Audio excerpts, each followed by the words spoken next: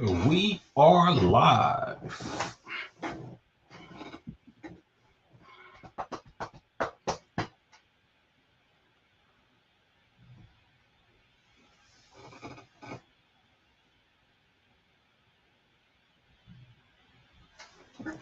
We are live.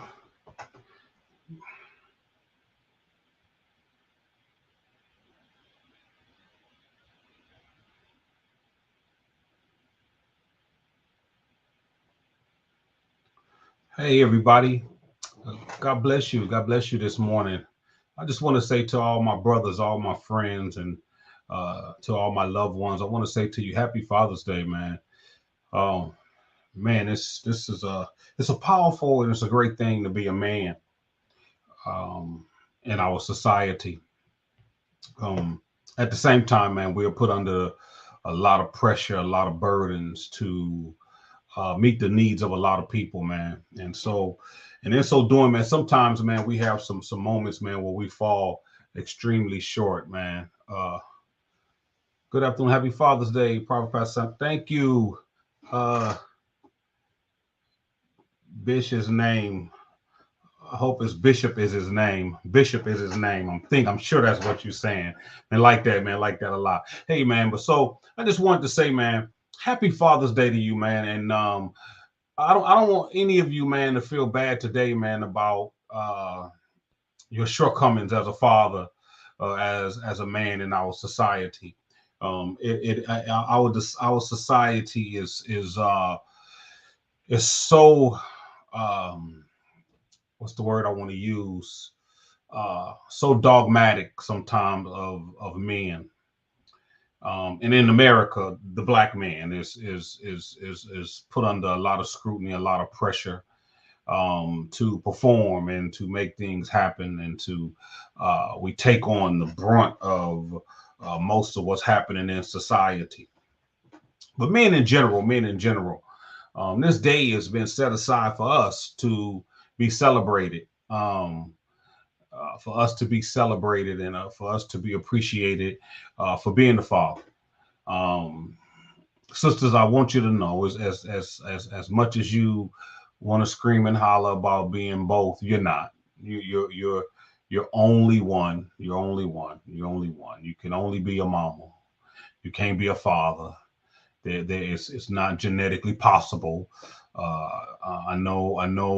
Our society has let us uh, um, obfuscate uh, uh, the genetics of what and how we are created, and the XY and XX chromosomes and all of those things. I know our society has given lunacy a platform to express itself and take away from the dynamic of our biological and our gender based structures. We have they have created out, and they've created a system whereby you can call yourself whatever you want to call yourself. You can clearly be a man, and if you want to, you can say that you are a woman, and you can clearly be a woman, and if you want to, you can declare that you are a man. So we certainly don't want to take away your freedom of choice and your expression on you being a man, being a father and a mother. You can do that, and it's not okay, but you can do whatever you want to do and say whatever you want to say. But I want to speak to the fathers. I want to speak to the men in our society, the fathers. Hey, man, don't you feel bad. Don't quit holding yourself hostage to the mistakes you made as a father when your kids were growing up. um, in our generation, we just did not have examples of fathers. We just didn't have it. We were raised by women. We were raised by women. We were raised by women that taught us and they trained us a lot of things, uh, and they taught us and they put us in positions to cater to women. And then those same women uh, taught their daughters to reject us. It's amazing. It's amazing. It's amazing. Uh, Same woman that raised us to cater to women, to meet the needs of women, to give women everything we could possibly give them, because they were biased. They were women, and a lot of them were women that had been treated poorly by husbands and boyfriends, and that had been molested, had been raped, had been abused emotionally, abused physically, abused mentally, had been totally ravished emotionally by the male species. And so a lot of them used their pain as a whipping board for us. And so and a lot of them use their issues to train us to cater to them. And in so doing, we were taught a whole lot of things. We were taught a whole lot of things. We were taught to totally deny ourselves, totally give everything we have to her, totally not give any consideration to yourself, and make it be all about her. Then we go and we get into the relationships, and we try and we put everything forth to um, be satisfactory to a woman. We have kids, and then after we have the babies, we're again put on the back burner. The baby becomes more important than you are, and so now you're not only working to please her, you're working to please kids, and you're working to please a family. And so now you don't have any moment to just be you. You're constantly in this struggle to survive and to take care of your family, and you put yourself on the back burner, you leave yourself out, and sometimes it didn't work out, and you had to leave the family structure, and kind of go out on your own, and some of us just didn't make it back to the family dynamic. And some of us just became truly deadbeats, and some of us tried with all our heart to go back and try to get our babies and to love our babies, and met with disdain. And so some of us had to just fall back, and because we had to leave her, we had to divorce our kids, and we couldn't be there for our kids, and we just had to just go through the process. And some of us are now in our older years having kids, and we're trying to make up for those moments that we lost, either with our grandkids, or some of us have young babies at an old age, and we're like, you know what, man, I am going to take care of my child, and I'm going to make it be the best it could be. I commend you. I commend you. I commend you. I commend you. I commend that brother. I commend that brother that didn't um, do his best. You made some mistakes. You had some issues along the way. You just didn't get it done, and you're now trying to make up to your kids for just not getting it done. And some of you have made up for the mistakes that you made, or those moments where you wasn't there. Those moments where you wasn't there, and you just wasn't there, and but you came back through, man, and you cleaned up the mess, and you can't fix what you can't fix, but that you can, you were doing your best to make it happen. And you got some kids that just don't want to let it go. They want to hold on to the moments that you wasn't there, when you've over the years have been consistently there, and you've been consistently doing your part and taking care of them and making sure they're okay and being there at every whim in their life. You're there, but they still want to hold on to, when you wasn't there. Man, I'm gonna tell you, man, release yourself today, man. Release yourself. Release yourself today from that. Don't be held hostage. Don't be controlled no more by a kid that just want to hold on to the negatives.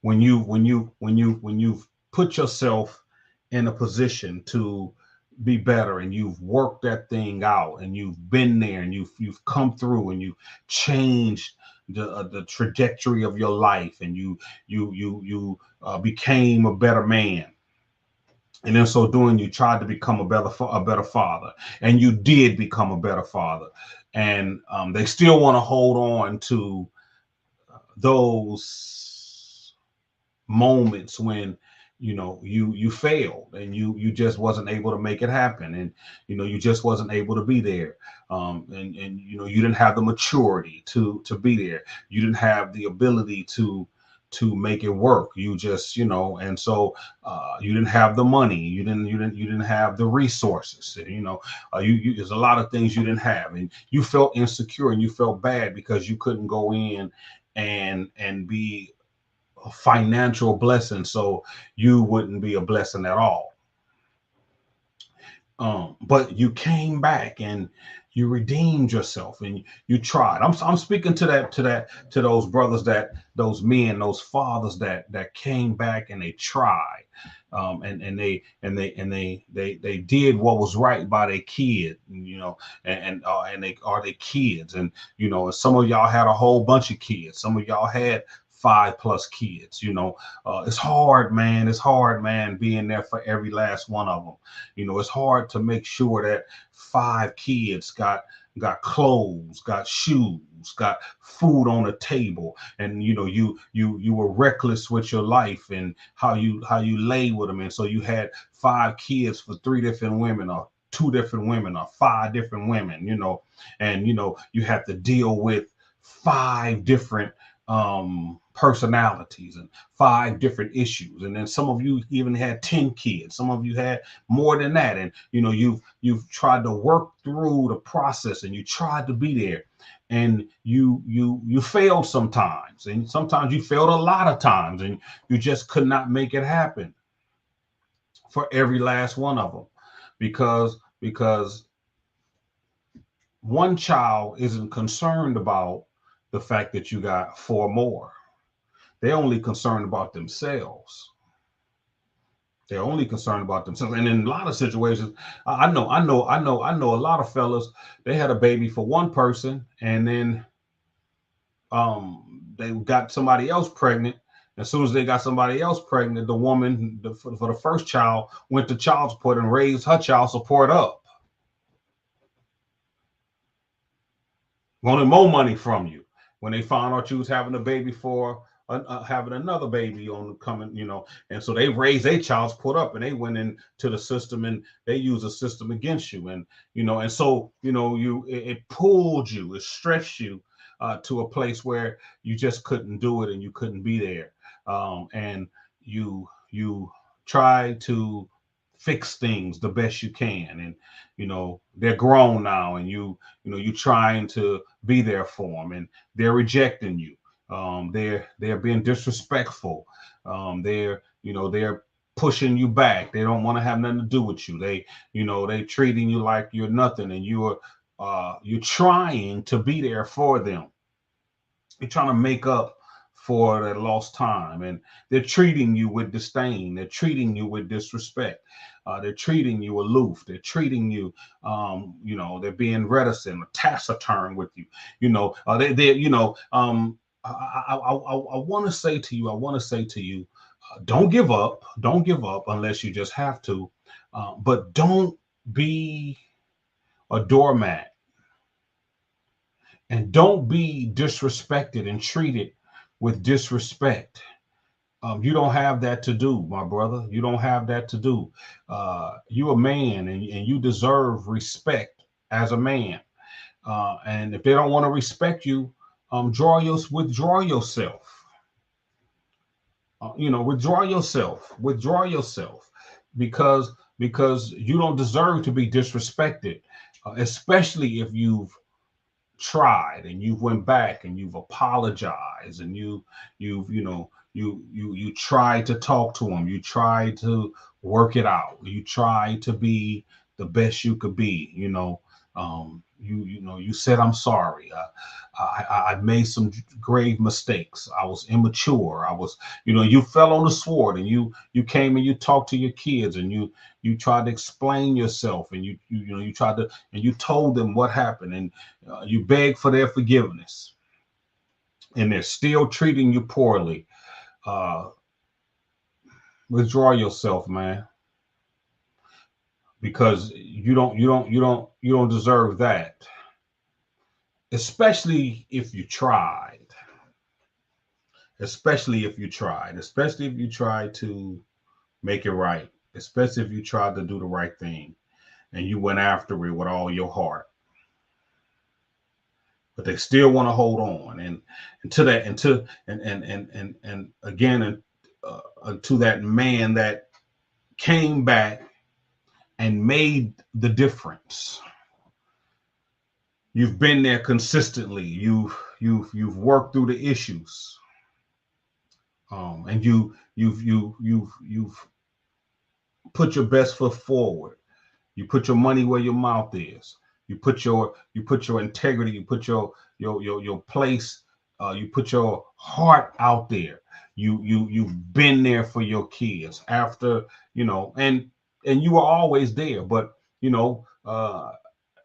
sometimes, as you're developing, you leave the relationship, and you get into another relationship, and you have to develop that relationship, and sometimes there's some nuances in that relationship where, sometimes you got women that struggle with you having kids prior to them, and you got some women that will want to isolate you from your kids, and take on the responsibility of theirs, and don't want you to have anything to do with your babies, and you got to work out those nuances and those variations in the relationship, and so you lost track of your kids along the way, for a few years, and you fell off and you wasn't there, but you finally got things together, and then you came back around, and you were there. You tried to ingratiate your kids into the family dynamic, and you tried to be there for them, and you tried to, and you have not tried, you have been being there. You have come through, and you have made it, your life's mission to be there for your kids, and to be a good father, and they still want to hold on to moments where you just, you fell short. They want to hold on to those couple of years where, you wasn't there. You were struggling. You were trying to work it out, and they want to hold on to those moments, and they don't want to let those moments go. Um, I say to you, my brother, uh, let it go. Let it go, man. You've done well. You've asked God to help you. His grace has been sufficient in that situation. You've worked that thing through. You talked it through. You've did all you can. I want to say to you, man, happy Father's Day. Happy Father's Day. You deserve this day. You deserve the honor on this day. You deserve the respect on this day. And I want you to take it all in. And I want you to take it all in. And I want you to um,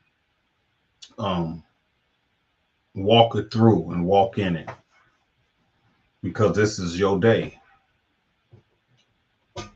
I'm speaking from experience. I'm speaking from experience. Speaking from experience. I had moments in my two oldest boys' lives, where I wasn't there. You know, I was trying to figure it out. I was, you know, in a new relationship, and I was, you know, I was just trying to make things happen, man.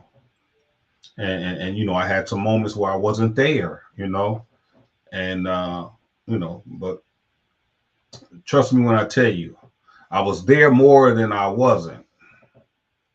I was there more than I wasn't.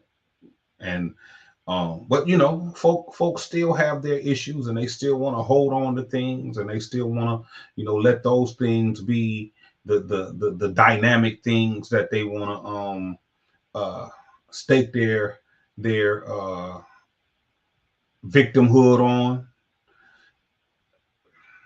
But I'm not going to, and I'm telling you, don't you dare be held hostage anymore to who you were 25 years ago, who you were 35 years ago, you know, who you were, you know, 40 years ago.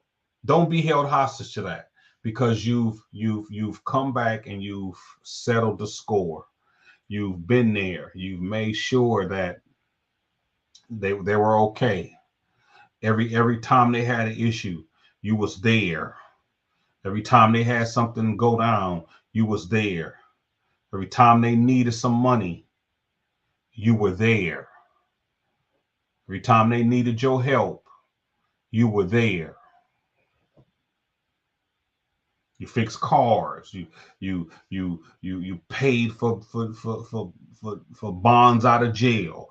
You know, you was there when they needed to talk, no matter what time of the day it was. You've been there. You've cried, and you worked through the issues with them. And you know, man, you worked through jail situations. You pushed through all of that, and you made sure that they were okay. And they want to hold on to who you were, that dude you were 10, 20, 30, 40 years ago. And they don't want the dude you've been 10, 20, 30 years, fresh and new, 40 years, this redeemed man. And they want to hold on to who you were a long time ago. Man, release yourself, man. Release yourself. Release yourself from the pressures of this society that want to destroy masculinity. They want to make everything about masculinity a bad thing. They want to make it all toxic. Um, they want to make everything about your personhood toxic. They want to make your thinking, your cognitive energy. They want to make it toxic. They want to make your clothes toxic. You can't hardly even go into a store now and get masculine clothes, you know, because it's toxic. They make it. They want to make everything effeminate. They want to deduce you from being a man, because being a man uh is the greatest of the greatest uh in our human experience. Being a man is so prolific, and is so profound that God himself gave you the command to uh rule the world. He gave you the command, and he entrusted his system, a system that he created, a system that he formed, a system that he breathed life into. He created a system that he gave light to. The most significant in energy sources is light. Light gives us the ability to see. It gives us the ability to project. It gives us the ability to focus. Light. The Greeks call it phos, and it's an energy. It's an energy that has with it um, uh, the ability to operate and function in the context of Jesus. Look at this. In the context of Jesus, it has the ability to have a source of energy, a source of light, without the systems, the world systems ability to give it energy through electricity. It functions and it moves without any source that the world could give it. I'm speaking to this force. I'm speaking to this light that shines in darkness. And God gave you, and He gave you the ability. He gave you the as the source to take care of His world and His system. He gave it to mankind, but He gave the commandment to man. There's a difference. There's a difference in the context of the text. Mankind, he gave. Watch this. He gave the ability to regenerate. He gave mankind the ability to regenerate. He gave mankind the ability to take the world to the next level. But He gave the commandment to man. He gave that to Adam.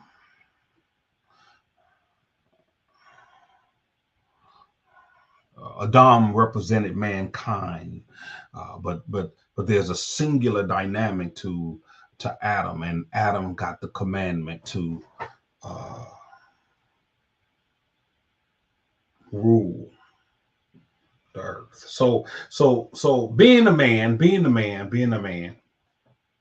it's a great and it's a phenomenal thing. It's wonderful to be a man. It doesn't come easy. It comes with its pressures. It comes with its issues, but it's a wonderful thing to be a man. It's a wonderful thing to be a man that is filled with purpose and understands who he is in this world.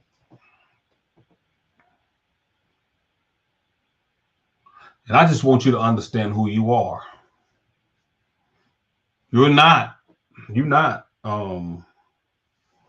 that dude 10 years ago, 5 years ago, last year. You're not that dude that didn't make the change, the mental change, and gave a charge to the world to, I'm gonna do better. I'm gonna do better in this society. I'm gonna do it. I'm gonna work better.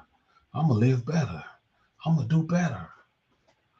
You that dude that said you was gonna do better, and you did it, and you doing it. Ride that wave. Don't ride the wave of the guy that made a mistake. Don't ride that wave. Embrace this new fella. Embrace the guy that was a father, that is a father, that took on the responsibility. Grab the bull by the horn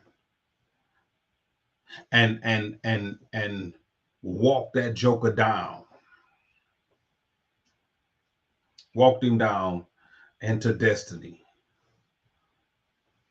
Be purposeful, Be blessed and a blessing.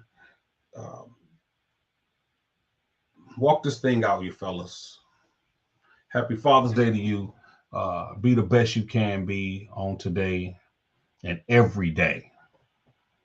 Every day, be the best you can be. And don't feel bad about what didn't happen, about what isn't happening, because it's gonna happen. Happy Father's Day to you, fellas, man. God bless y'all, man. Love y'all. Be blessed and a blessing.